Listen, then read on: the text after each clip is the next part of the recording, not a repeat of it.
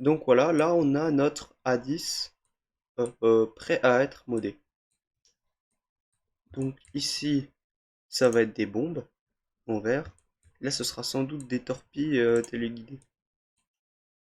Euh, bon là, ici, ça va tirer des petites shells strong.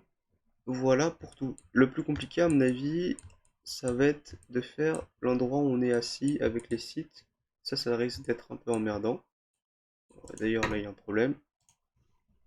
Alors, pourquoi je modélise un avion? J'ai bien conscience que la plupart d'entre vous s'en foutent de faire un avion.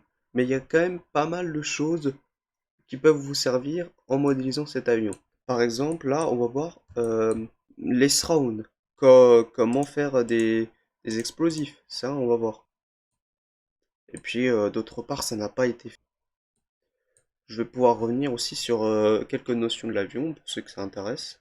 La lift strength. Après, il y en a pas mal que je connais pas, mais comme le monde de l'aviation, ça m'intéresse, je connais certaines choses qui pourraient vous être utiles. On sait jamais. Avant toute chose, il faut que votre avion touche le sol. C'est très important. Voilà, c'est pas trop mal. Quand vous modélisez avec Blender, vous mettez toujours l'aimant. Si vous voulez, c'est comme sur le World Builder, quand vous activez le snap. Vous savez, c'est ce qui fait que vous vous déplacez en entier et non en décimal. Là, vous voyez, c'est modélisé pour, par exemple, les cercles, là, ils sont faits en 8. C'est très low poly. Moi, ce que je vous conseille pour faire des cercles, c'est 8, 12 et 16 maximum. N'allez pas plus loin. Essayez de garder une forme carrée. Là, mon A10, il ressemble à un fighter bien modifié. Aussi, quand vous modélisez, vous pouvez utiliser des images de référence. C'est intéressant. La palette qui se trouve sur Borg Protocol. Si vous savez pas, par exemple, où se trouve quelque chose sur Borg Protocol, si vous avez un problème, euh, première chose à faire avant de demander, c'est de rechercher. Par exemple, là, je sais plus où est la palette de couleurs.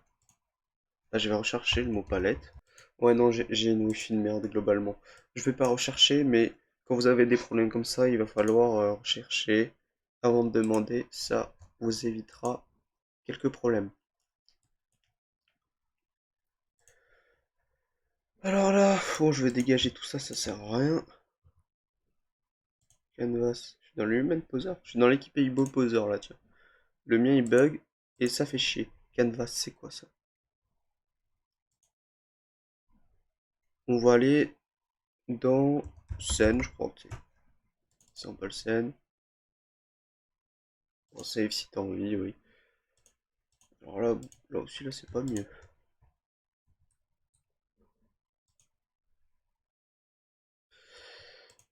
Ok, donc ça, on dégage. Le bison, on dégage. De toute façon, c'est absolument fou. Moi, ce que j'ai envie de voir, si c'est ça, là. Comment que ça fonctionne.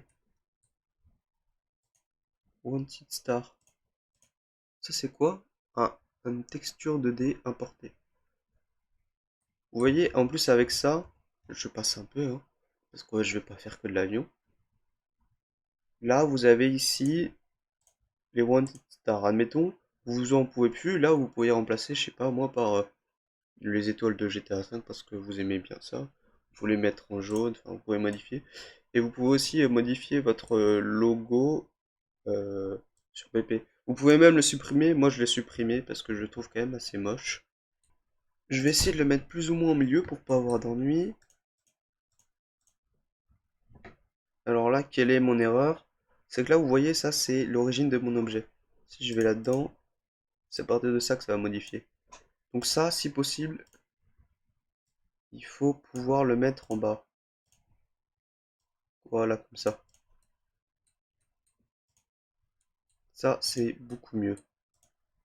Alors moi, je me demande en plus, euh, selon quels critères tourne notre avion. Ça, je sais pas faire. C'est-à-dire que notre avion en jeu, est-ce qu'il va tourner par rapport à l'origine que j'ai donnée à l'avion? C'est-à-dire comme ça. ou est-ce qu'il va tourner selon l'origine du moteur? Alors ça, il faudrait voir, mais ce serait plutôt intéressant de savoir ça. Bref, je vais l'export en, en OBJ. En OBJ, c'est beaucoup plus correct comme ça. En OBJ, moi, j'ai jamais de problème. Et là, bon, je le mets un peu comme ça, mais il faut éviter. Éviter de faire ça. Alors là, je vais pouvoir le mettre. Première chose que vous constatez, il y a des trous partout et il est énorme le machin. Ok, donc ce que je vais faire, c'est que je vais aller là-dedans. Là, j'ai appuyé sur A pour sélectionner tous les vertices. Je vais aller là-dedans. De toute façon, vous recopiez. Back face filling, mesh, normal, recalculate outside. Et j'espère que l'intérieur est bon aussi, parce que là, ok, ça s'impose. Je vais le réduire sa taille, parce que là, au moins de 0,5, pour voir qu'est-ce que ça donne. J'exporte un objet. Ah, j'ai la voix un peu sec. Excusez-moi. Je le mets au point 0. C'est important de bien faire les choses. Ça me dérange. Ça me dérange, donc je dégage. Et là, première chose que vous avez aperçue, c'est que bordel, c'est pas normal d'avoir des couleurs comme ça. Alors là, vous allez mettre known ici. Ah non, standard et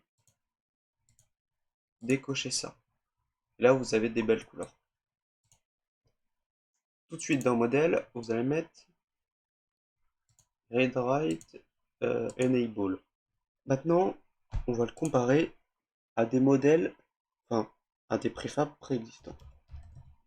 Je vais le comparer au fighter parce que c'est quasiment la même chose. Alors, le fighter, donc, voilà comment qu'il est, à peu près.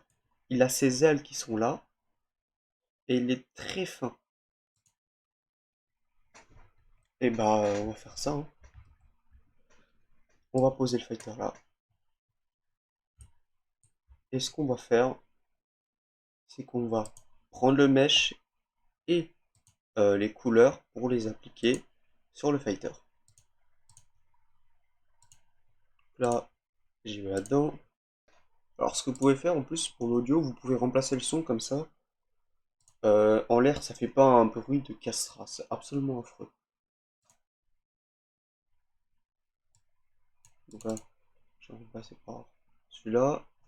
Et les couleurs, copie component, et la passe component. Et là, ouais, c'est bon. Bon, là, déjà, ça veut dire que vous pourrez le conduire comme un fighter, il y aura zéro souci.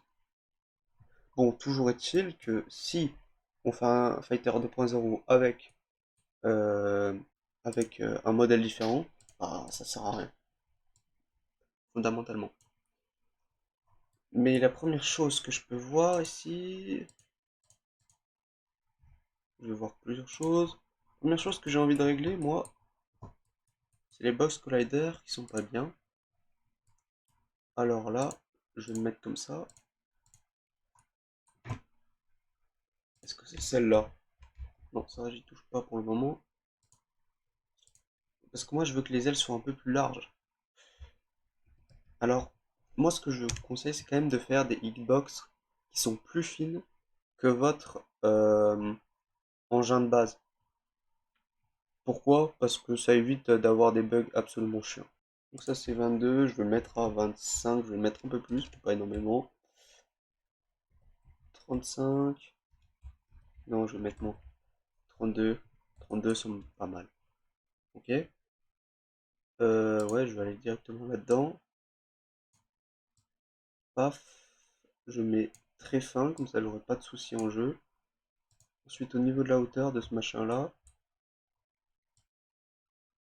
voilà, c'est là. La hauteur est là, et là, comme vous le voyez, c'est plutôt pas mal. Ensuite, hop là, et hop là. Je vais mettre plus fin. Ici, je vais mettre en 3.5. Voilà, 3.5 c'est pas mal. Je le mets un peu plus fin. Alors, maintenant que je regarde ça, vous voyez, ça prend à peu près la forme. Je pourrais aussi ajouter ça, mais je vois pas beaucoup l'intérêt. Vous pouvez très bien le faire. Si vous voulez faire ça, très simple, vous ajoutez un box collider et vous l'éditez. Les roues, je veux pas les changer, je vais les laisser là. Les roues, c'est les petits trucs. Mais sinon, si je voudrais les changer, attendez, ça. Si je voudrais les changer, j'aurais juste à les avancer, les reculer, etc. Les flare pods, bon, euh, ça je m'en fous un peu, hein. Le muzzle, ça je m'en fous pas. Ça c'est un truc, il est complètement mal foutu. Pour moi, le muzzle devrait être là. Enfin non, c'est pas mal foutu. Alors moi, je vais le mettre là. Alors si on suivrait une certaine logique, il faudrait que ce muzzle euh, vire un peu vers le bas. C'est-à-dire que, like, un peu comme ça. Sauf que le problème, c'est que un avion, il peut se battre avec d'autres avions et ça peut vite devenir chiant si à chaque fois ça vise plus bas. En revanche, c'est vrai que pour tuer des ennemis au sol, ce serait pas mal. Mais euh, on va dire, je vais le mettre un peu. Voilà, il y a un petit angle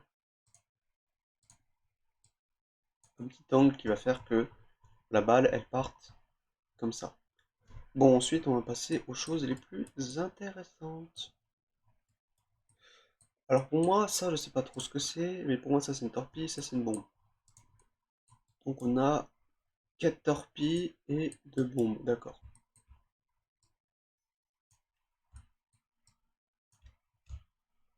Shift D, pareil, by selection.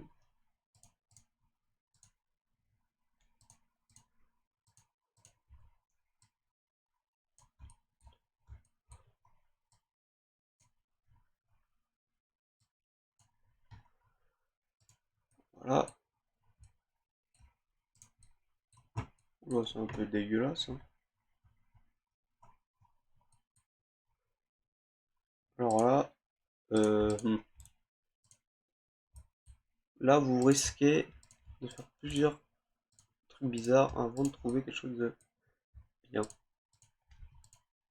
Bon là, en l'occurrence, j'ai déjà fait des tests, donc ce qui va faire que je peux à peu près savoir où va se placer la bombe avant de l'exploser. Donc, étant donné que j'ai déjà fait des bombes, j'ai déjà testé dans le jeu pour voir qu'est-ce que ça donne et qu'est-ce qu'il fallait faire. Bon, vous allez me comprendre. Voilà, donc c'est à ça que doit ressembler la bombe. Ok. Et si je prends une bombe big, est-ce que c'est fondamentalement différent? Bombe guided. C'est pas différent. Ok. Alors, qu'est-ce qu'on pourrait noter? C'est compliqué, hein. Ah, je vous assure que c'est compliqué. C'est que cette partie-là, elle est un peu en dehors. Ok, on va essayer de reproduire ça.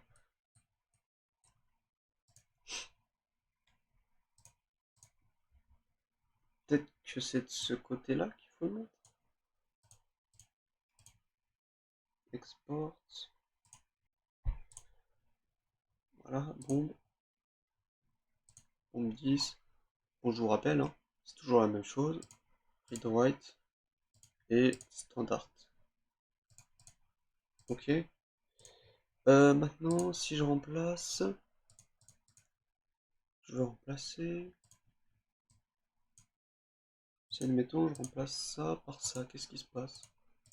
Je vais la dupliquer pour pouvoir comparer. Bon, déjà, c'est pas bon du tout. Qu'est-ce que c'est que ça? Comment je vais faire?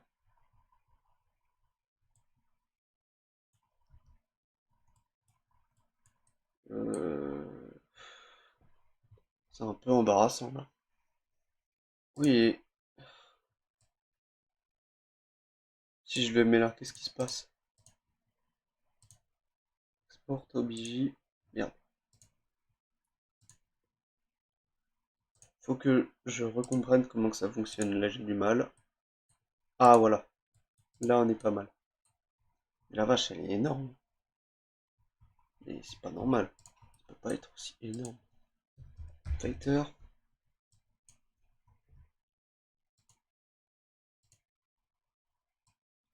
Le A10, c'est quand même... Il est quand même balèze, hein. Il est balèze, là, pour le coup. Pas photo. Donc, je vais devoir mettre un peu plus comme ça.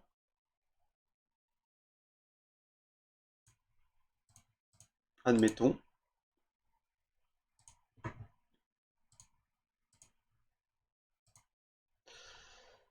Moi, c'est pas mal comme ça. Normalement, ça devrait le faire. Donc là, je vais remplacer par bombe A10. Et je vais mettre le mesh.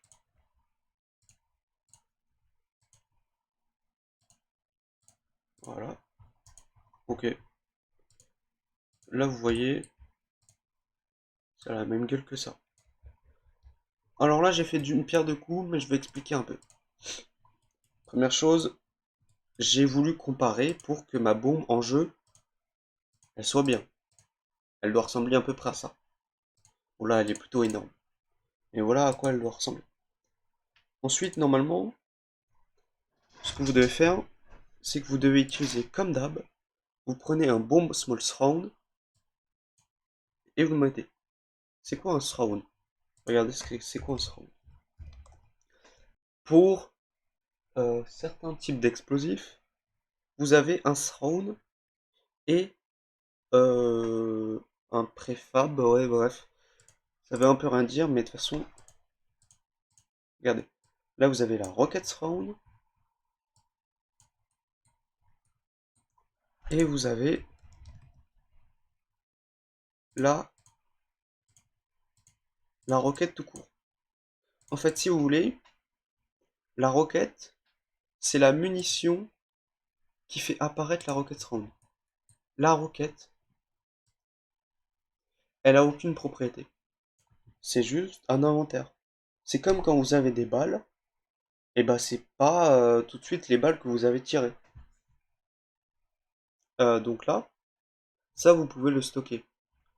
Mais une fois que vous allez tirer, en fait, votre arme, votre bazooka en l'occurrence, va transformer la roquette en un rocket round. Mais vous pouvez très bien faire des trucs bizarres. Par exemple, votre bazooka, si vous le voulez, hein, à partir de roquettes, il peut vous tirer des Molotov round. Pourquoi pas? Si vous voulez, la roquette, on s'en fout. Voilà. C'est que du faux. Et en l'occurrence, pour les bombes, vous avez même pas besoin de roquettes normales. Bombe A10. Là, je l'ai déjà remplacé par la Napalm Bomb Round qui est disponible sur mon biplane de BP War. Alors là, je trouve que les dégâts sont ridicules pour ce genre de choses. Bombe Unguided. 4000 dégâts, bah je vais faire pareil, hein. 4000 dégâts. J'ai mis 20. Prime Time, Spawnfire, bah oui, pourquoi pas. Shell, là je vais en passer par Shell Light Round. Si vous comprenez pas, je m'en fous. Vous pourrez pas tout comprendre de toute manière. Max Ammo, je vais en mettre 500. Fire Delay, je le trouve éclaté, donc je vais mettre 0,2. Hop là.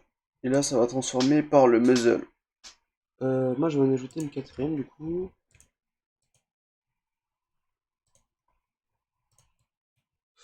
Ok. Donc là, ma bombe va tomber des wheels. Modification maintenant. Petit détail important.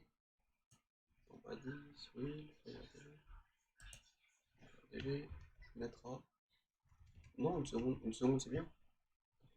Une seconde entre chaque bombe, et là il y en a deux, du coup bah ce sera deux.